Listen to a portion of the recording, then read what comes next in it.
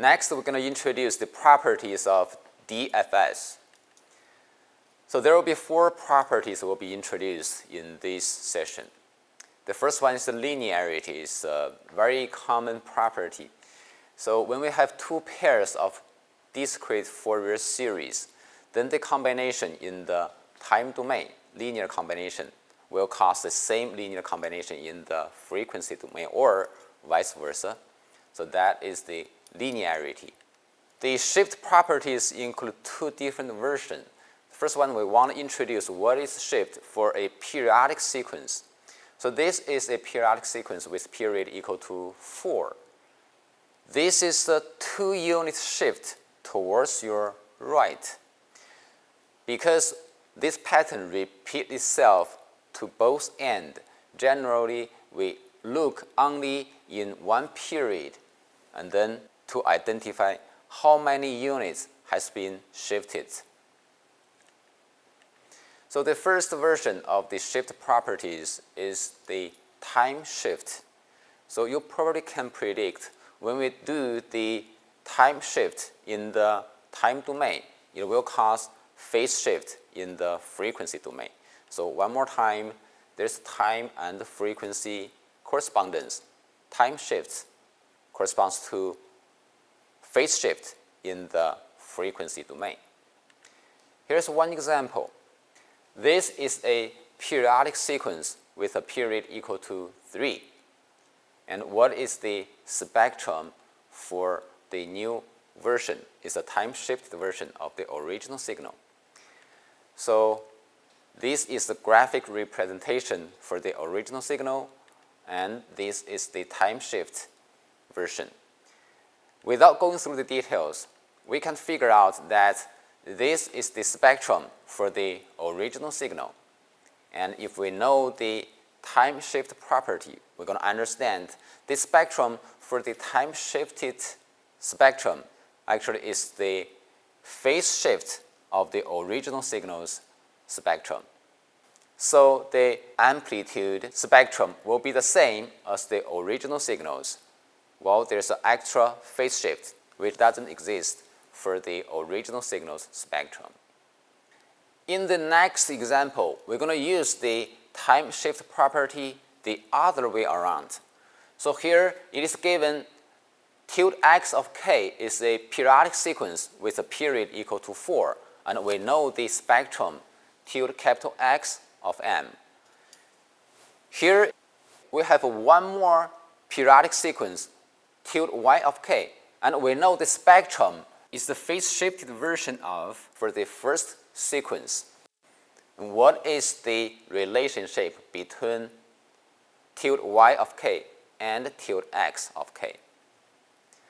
So because we observed there is a phase shift between these 2 spectra, based on the understanding of time shift property, the relationship between the 2 sequences in the time domain actually is a time shift.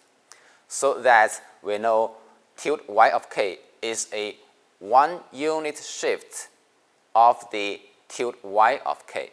So that the sequence of yk actually is a time-shifted version of tilde x of k.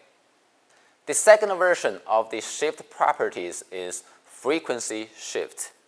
So if we know this pair of DFS, when you do a frequency shift in the frequency domain, what's going to happen in the time domain is a phase shift. So here, one more time, we see the correspondence between the time domain and the frequency domain. Phase shift in the time domain corresponds to frequency shift in the frequency domain.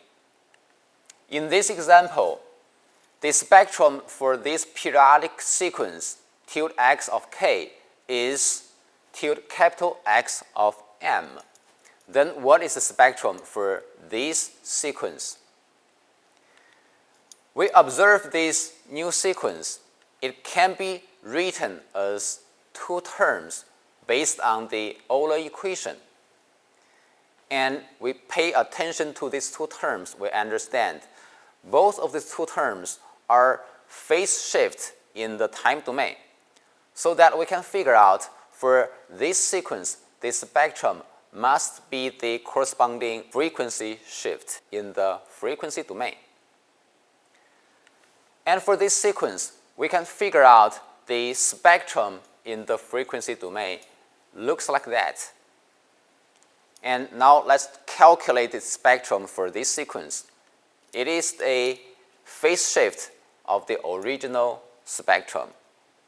So one term is shifted towards your right, this term. Another term is shifted towards your left. And we have to calculate the summation of these two sequences and then divide it by 2. And this is the spectrum for this periodic sequence. The next property is conjugate symmetry. We try to introduce first the evenness and oddness for a periodic sequence. This is the definition for even periodic sequence.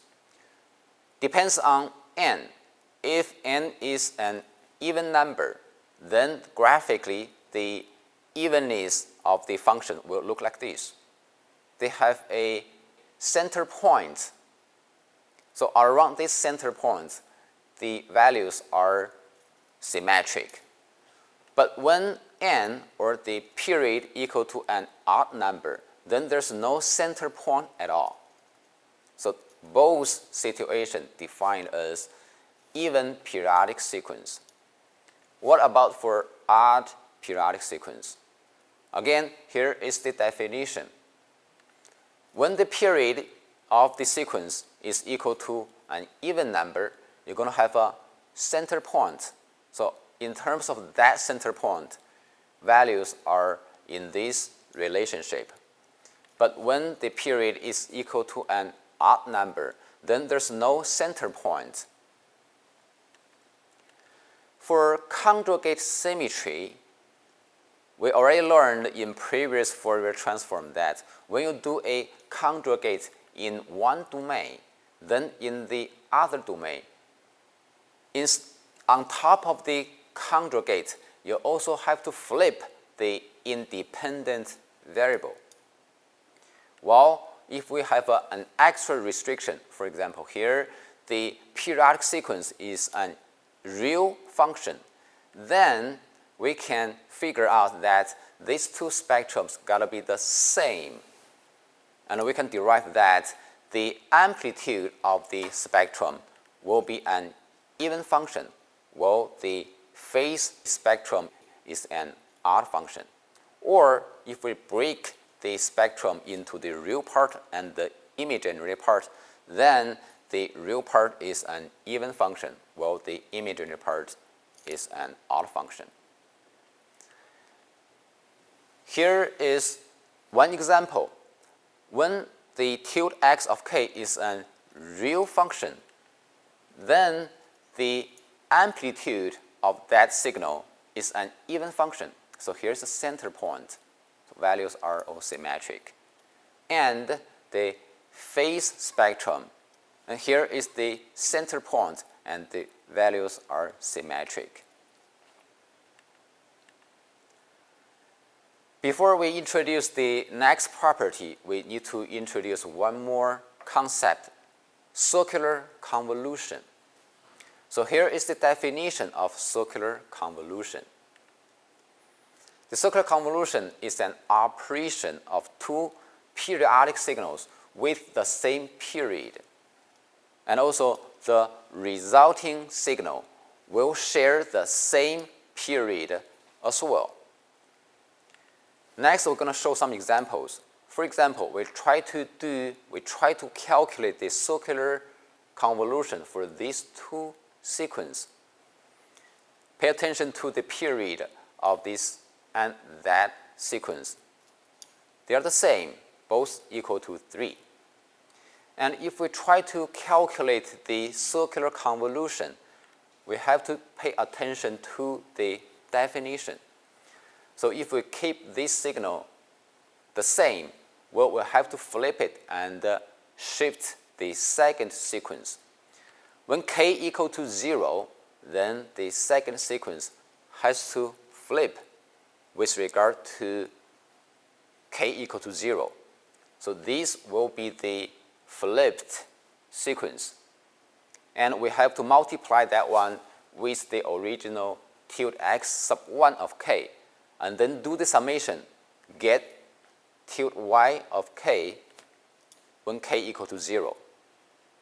And if k equal to 1, we have to flip it and then shift it towards your right by 1 unit.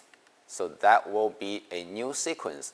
And we have to align with this sequence and do the multiplication and get the summation to get k equal to 1, that value here. Again, when k equal to 2, we can repeat the procedure and get the value at k equal to 2 for the circular convolution.